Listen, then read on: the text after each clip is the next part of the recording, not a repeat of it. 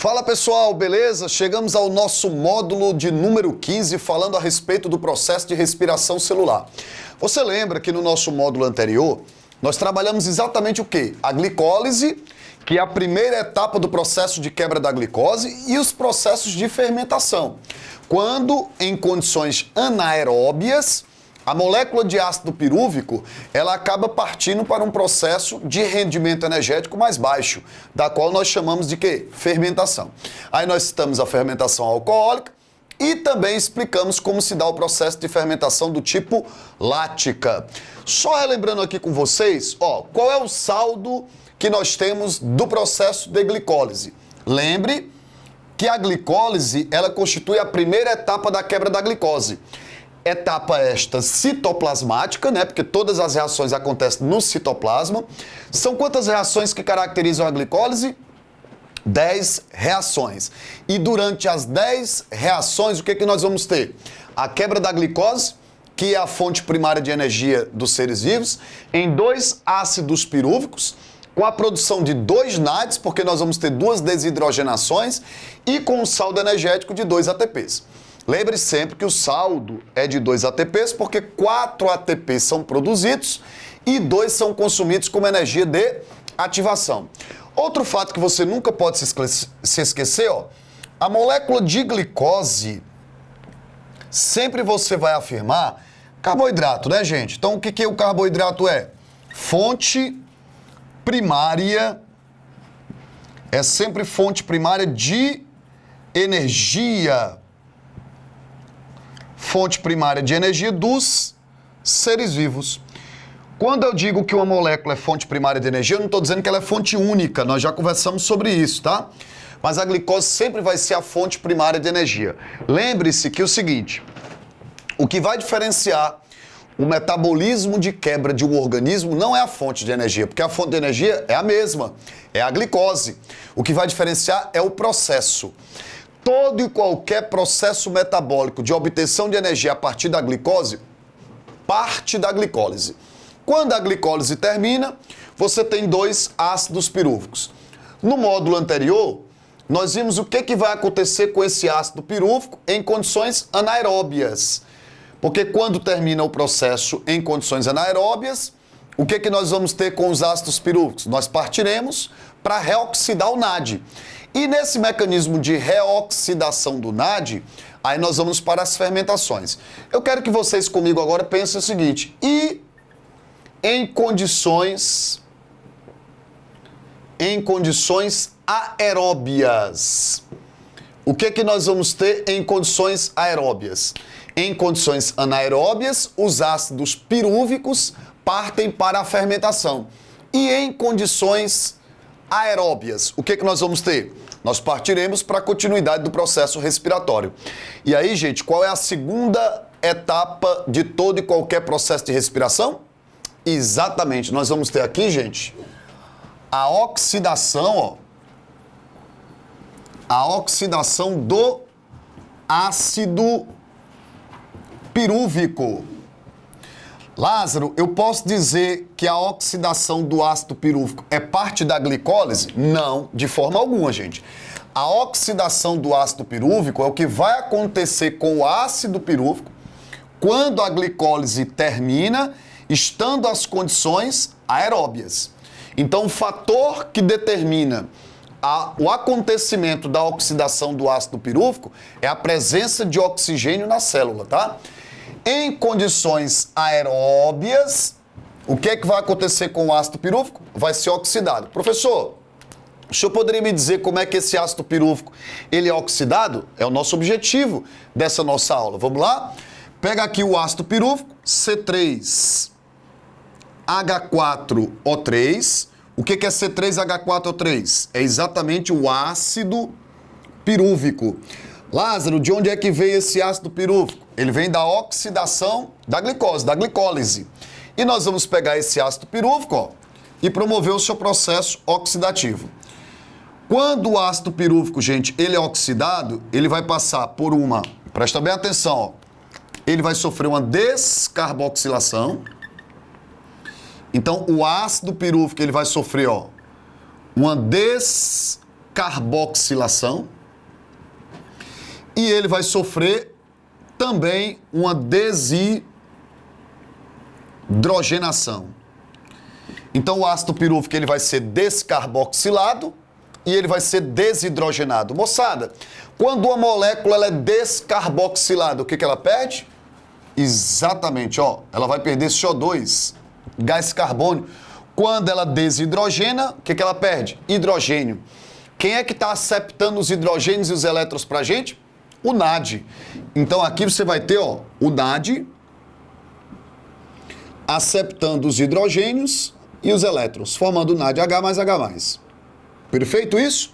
Então olha só, professor, como é que o ácido pirúvico se oxida? O ácido pirúvico se oxida através de uma descarboxilação e de uma desidrogenação. Uma molécula, quando descarboxila, perde CO2. Quando ela desidrogena, o que ela perde? Hidrogênio. Aí o NAD que vai fazer esse processo de acepção, tá? Gente, tinha quantos carbonos? 3. Perdeu 1. Vai ficar quantos? 2. Havia quantos hidrogênios? 4. Perdeu 1. Quantos ficam? 3. E havia quantos oxigênios? 3. Perdeu 2. Quantos ficam? 1. Olha aí, ó. C2H3O. Que molécula é essa? Acetil. Molécula de acetil. Então, se você me perguntar o seguinte, professor, qual é o grande objetivo, qual é o grande papel, né, qual é a grande meta de nós oxidarmos a molécula de ácido pirúvico? A molécula de ácido pirúvico, ela precisa ser oxidada para poder se transformar em acetil. Sabe por quê? Porque quem começa o ciclo de Krebs, você vai aprender isso, é o acetil. Não há como, moçada, não existe a possibilidade de nós pularmos da glicólise para o ciclo de Krebs. Uma vez que o produto da glicólise são os ácidos pirúvicos e quem inicia o ciclo de Krebs é a molécula de acetil. Então o que é necessário? Pegar os ácidos pirúvicos provenientes das glicólises e oxidá-los até acetil. Para isso ser realizado, nós temos que pegar o ácido pirúvico, descarboxilar e desidrogenar. Perfeito isso? Compreendido isso? Só a título de informação, nós já falamos isso lá na matéria sobre vitaminas, mas vale o alerta para vocês. Ó, não esquece que quem faz a catálise desse processo aqui é uma enzima chamada de piruvato. Lembra dela? Piruvato desidrogenase. Ah, Lázaro, quem é a piruvato desidrogenase? A enzima responsável por catalisar a etapa de oxidação do ácido pirúvico a acetil. E eu comentei com vocês que essa enzima, chamada exatamente de que? Piruvato desidrogenase, ela é uma enzima que ela tem, ó, o que é mais importante no enzima, que é o chamado sítio ativo, ó. Aqui seria o sítio ativo dela. Todos nós sabemos que o sítio ativo de uma enzima nada mais é do que uma fenda conformacional. E essa fenda conformacional chamada de sítio ativo somente é alcançada quando ela está na estrutura terciária. Daí porque, quando uma enzima se desnatura, qual é a estrutura que ela perde? A terciária. E ao perder a estrutura terciária, ela perde exatamente o sítio ativo, por isso que ela não consegue mais catalisar a reação. No caso da piruvato desidrogenase, quem é que vai se ligar aqui ao sítio ativo? O ácido pirúvico, certo? Então aqui você tem, ó, o ácido pirúvico. O ácido pirúvico que é o reagente, é o ácido pirúvico que a enzima tem que promover a desidrogenação e oxidá-lo a acetil. Mas nós comentamos com vocês que essa enzima, né, essa piruvato desidrogenase, além dela ter um sítio ativo, ela tem um outro sítio. Um sítio regulador, um sítio alostérico. E aqui ela tem a participação, a necessidade de quê? De um cofator orgânico. Quem é esse cofator orgânico? Quem é esse cofator orgânico? Quem lembra lá da aula sobre vitaminas? Quem é o importante cofator orgânico da piruvato desidrogenase no processo de oxidação do ácido pirúvico a acetil? Ó, esse cofator orgânico é exatamente, ó, a piruvato Piruvato não, a piruvato é enzima. É o pirofosfato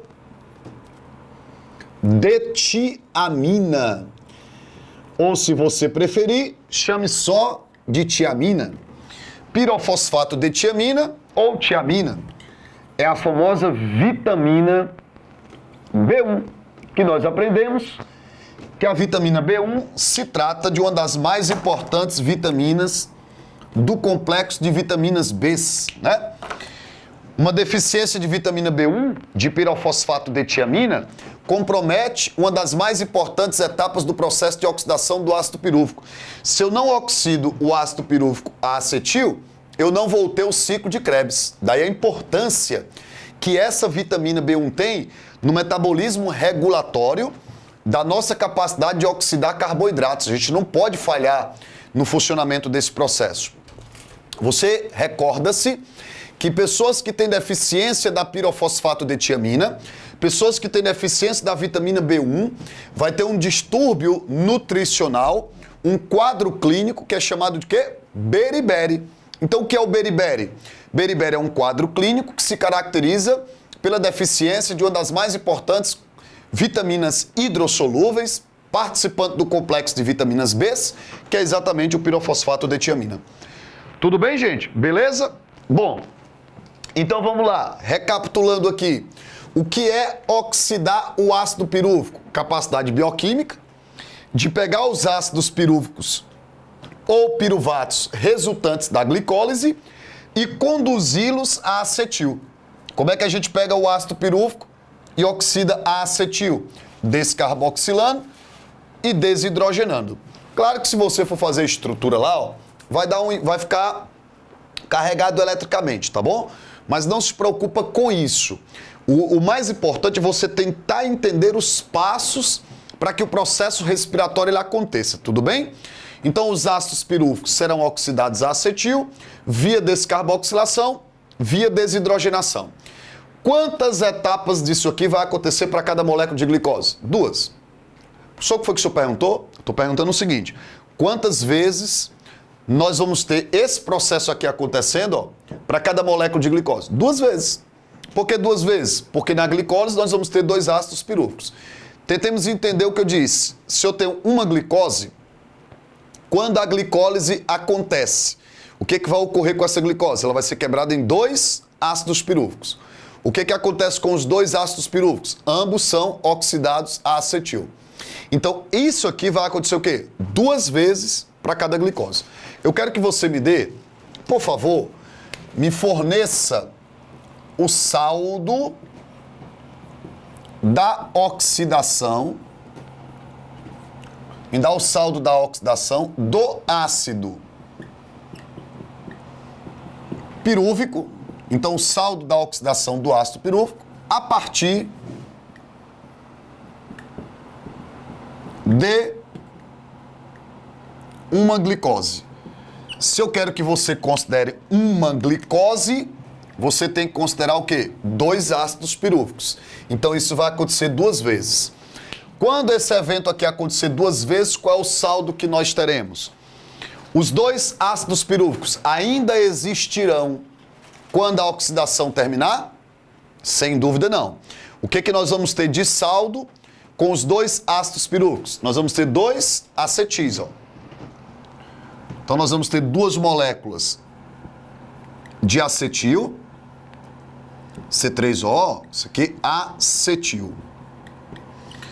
Então o que foi que aconteceu nesse processo? Os 2 ácidos pirúvicos foram oxidados. A quê? A 2 acetis. Tudo bem? Quantos NADs produzidos? 2. Por que 2 NADs? Cada oxidação gera um NAD. Como isso aqui vai acontecer 2 vezes, 2 NADs. Então nós vamos ter aqui, ó, 2 NADs produzidos, ó. 2 NADs produzidos. E quantos gases carbônicos? 2. Por que 2 moléculas de gás carbônico? Porque cada processo de oxidação do ácido pirúvico acetil, eu tenho um gás carbônico produzido, né? Como o evento vai acontecer 2 vezes, 2 gases carbônicos. Põe aqui, por favor, 2 moléculas de gás carbônico. Portanto, me diz, ó, qual é o saldo da oxidação dos 2 ácidos pirúvicos? 2 acetis, 2 NADs e 2 moléculas de gás carbônico. Nós vamos ter 2 moléculas de acetil, mais 2 NADs produzidos, mais 2 moléculas de gás carbônico. Aqui você tem, ó, as 2 primeiras moléculas de gases carbônicos produzidos no processo respiratório. Lembra que eu estou falando agora de respiração. Existe produção de gás carbônico na fermentação alcoólica. Só que lá na fermentação alcoólica nós temos a produção de gás carbônico quando o ácido pirúvico é descarboxilado para produzir o etanol. Aqui não. Aqui nós estamos tendo um processo de quê? Nós estamos tendo um processo respiratório. Terminou a glicólise, em condições aeróbias, não vai ter fermentação. Vai ter oxidação do ácido pirúvico. O que acontece com os ácidos pirúvicos no processo de oxidação? Ambos são oxidados a acetil, por meio de descarboxilações e desidrogenações. O saldo que nós vamos ter? 2 moléculas de acetil, 2 NADs, 2 gases carbônicos. Lembrando que na oxidação do ácido pirúvico não tem produção de ATP ao nível de substrato. Repito sempre isso para vocês. Quando eu uso essa frase, não há ou há produção de ATP ao nível de substrato, é quando nós temos ATP produzido sem a cadeia respiratória. Lázaro, por que sem a cadeia respiratória? Porque vamos entender um detalhe. Vamos entender um detalhe. Aqui na glicólise, quantos NADs produzidos? 2. Na oxidação, quantos NADs produzidos? 2. Então, olha, vamos entender o seguinte. Na glicólise foram produzidos o quê? 2 NADs, tá? Na oxidação do ácido pirúvico, mais 2 NADs. Somando aqui, tu já tem 4 NADs produzidos. O que é que os NADs possuem? Elétrons. E elétrons são partículas de alto teor energético. Lázaro, onde que a energia dos elétrons, aceptados pelo NAD, vão ser convertidos em ATPs? Na última etapa, que é a cadeia respiratória. Então vamos entender de maneira bem simples o seguinte: o que é respirar? Não é oxidar a glicose? Não é quebrar a glicose? À medida que a glicose vai sendo o quê? Quebrada, ela vai perdendo elétrons. E quem vai aceptando esses elétrons? Os NADs e os FADs. O que vai acontecer com todos os elétrons aceptados pelos NADs e pelos FADs? Lá na cadeia respiratória, os elétrons serão utilizados para a formação de ATPs. Por isso que quando eu digo assim para vocês, produção de ATP ao nível de substrato, é quando eu tenho a produção de ATP sem a participação da cadeia respiratória, que é lá no final. A cadeia respiratória ela vai produzir ATP a partir da energia proveniente dos elétrons aceptados pelos NADs e pelos FADs, à medida que a molécula de glicose vai se oxidando. Respirar é isso, gente. Respirar é quando uma célula nossa pega a molécula de glicose e vai quebrando-a por via oxidativa. Só que a glicose, quando vai sendo quebrada por via oxidativa, ela vai perdendo elétrons. E esses elétrons saem com alto nível de energia. Quem vai pegando os elétrons à medida que a glicose vai sendo oxidada? Os NADs e os FADs. Lá no final, nós vamos pegar esses elétrons por meio de uma cadeia transportadora, por meio de uma cadeia respiratória, e pegar toda a energia dos elétrons de uma glicose oxidada e convertê-los em ATPs. Porém, isso não é tão simples. Esse processo acontece em 3 vias. A primeira, glicólise.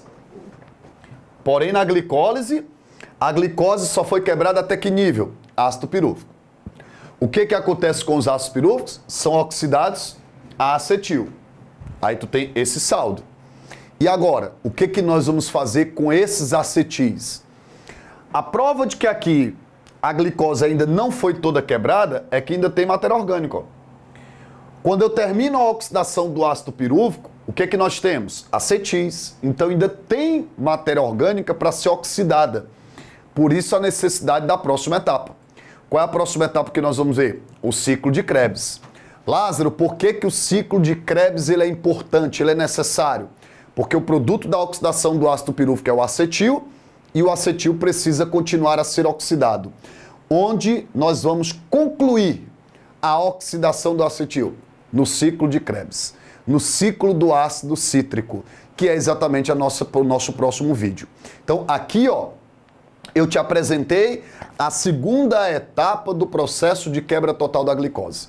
Terminada a glicólise, nós temos a oxidação do ácido pirúvico, sobrando acetis, que agora serão oxidados lá no ciclo de Krebs. Guarda esse saldo da glicólise, guarda esse saldo da oxidação do ácido pirúvico. No final, nós somaremos todos esses saldos e você vai compreender por que respirar carece de várias etapas. Tudo bem? Não sai daí e vamos continuar o nosso vídeo teórico a partir de agora, aprendendo o ciclo de Krebs.